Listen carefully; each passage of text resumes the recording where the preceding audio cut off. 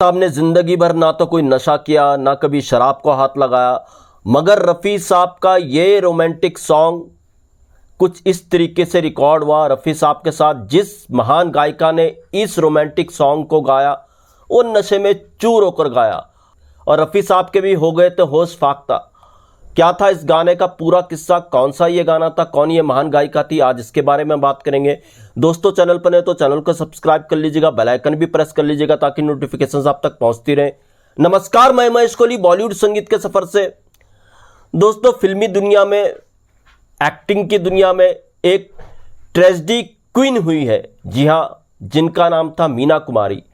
मगर फिल्मी दुनिया में ही गायकी की दुनिया में भी एक ट्रेजेडी क्वीन हुई है। ट्रेजेडी क्वीन उनको कहा गया, जी हाँ, ये थी महान गायिका गीता दत्त जी। अब गीता दत्त से पहले गीता रॉय चौधरी थी। 1946 में इन्होंने अपने कैरियर की शुरुआत की थी फिल्मी दुनिया में। 1947 में इनको एक बहुत बड़ा ब्रेक मिलता है एस डी बर्मन द्वारा, दो भाई फिल्म के लिए। फिल्म में गाना था मेरा सुंदर सपना बीत गया।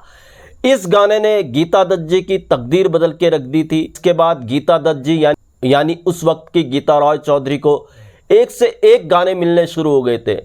1951 में बाजी फिल्म की मेकिंग के दौरान इनकी मुलाकात होती है गुरुदत्त साहब से। गुरुदत्त साहब से 1951 में इनकी नज़दीकियाँ बढ़ती हैं, नज़दीकियाँ प्यार में बदलती हैं।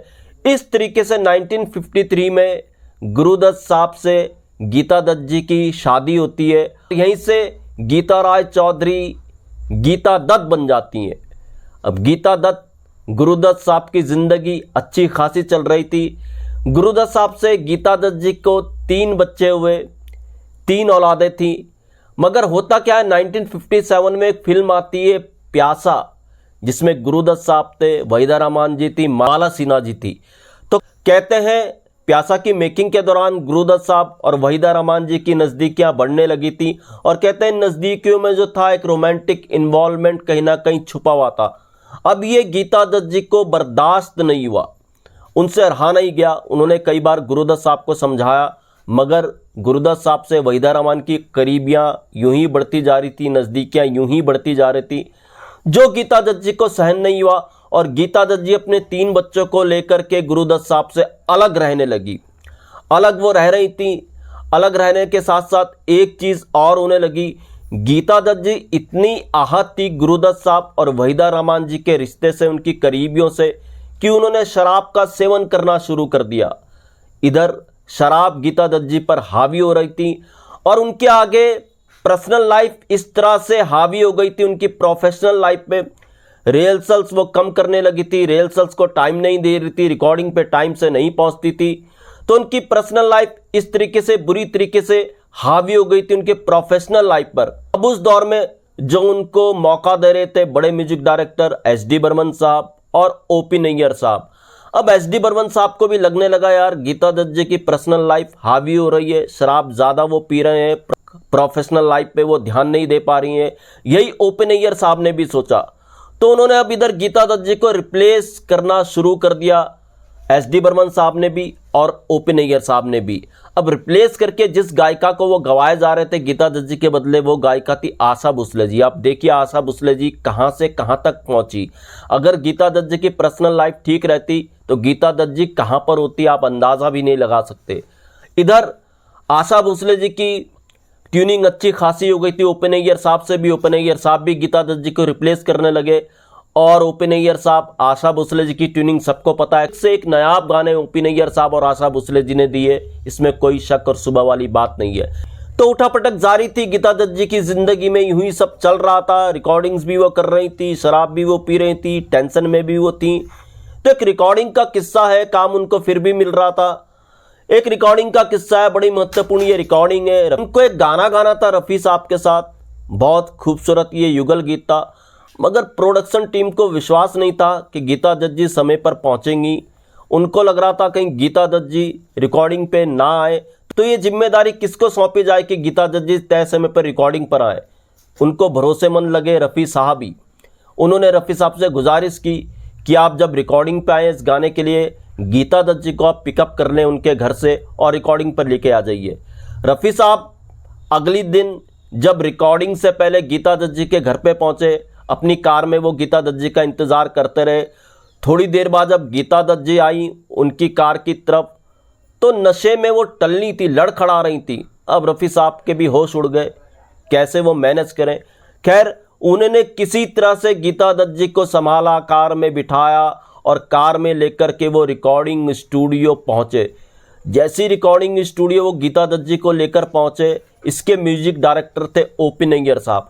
अब ओपी नैयर साहब को तो विश्वास ही नहीं हुआ, उनको लगा यार अब ये रिकॉर्डिंग हो ही नहीं सकती, गीता दत्त जी इतने नशे में है। तो ओपी नैयर साहब ने कहा खैर जाने दीजिए, तो नशे में रिकॉर्डिंग कैंसिल कर देते, बाद में इस गाने को रिकॉर्ड करेंगे। और हो सकता है इसके बाद ये गाना शायद किसी और गायिका को ही मिलता, मगर फिर भी सबने कहा नहीं नहीं रिकॉर्डिंग कर लेते हैं। गीता दत्त जी ने भी कहा रिकॉर्डिंग कर लेते हैं, नशे में वो थी। जब गीता दत्त जी ने इस गाने को गाना शुरू किया, एक टेक में इस गाने को कंप्लीट कर दिया, इतने नशे में होने के बावजूद भी। और वाकई जब ये गाना सुनेंगे रफ़ी साहब के साथ तो लगता नहीं गीता दत्त जी इतने नशे में होंगी। जी हाँ, ये गाना कौन सा था जो रफ़ी साहब के साथ गीता दत्त जी ने नशे में टल्ली होकर के गाया था?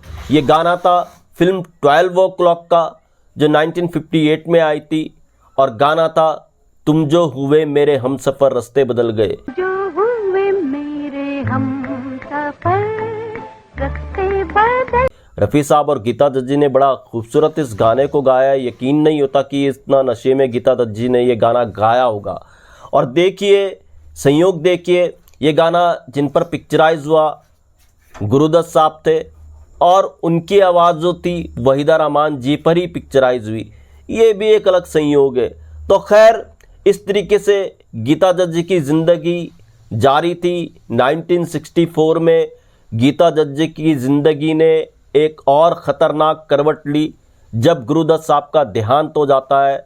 गुरुदत्त साहब के देहांत के बाद कहते हैं गीता दत्त जी ने शराब के साथ साथ दिन में चरस लेना शुरू कर दिया था, तो वो शराब लेती थी। ऐसी गीता दत्त जी की ज़िंदगी हो गई थी। और गुरुदत्त साहब 1964 से पहले 1962 में भी उनको वहीदा रहमान जी ने छोड़ दिया था। वहीदा रहमान जी का कहना था उनके कारण गीता दत्त जी और गुरुदत्त साहब के बीच में डिस्टर्बेंस आ गया है, दोनों के बीच में दूरियां बढ़ गई हैं।